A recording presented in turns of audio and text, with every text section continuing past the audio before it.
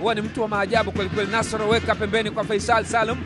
Faitoto anaweka cross katika nafasi nzuri, Adalfu vyema kabisa kwenda nje. Jamani nashusha, jamani nashusha.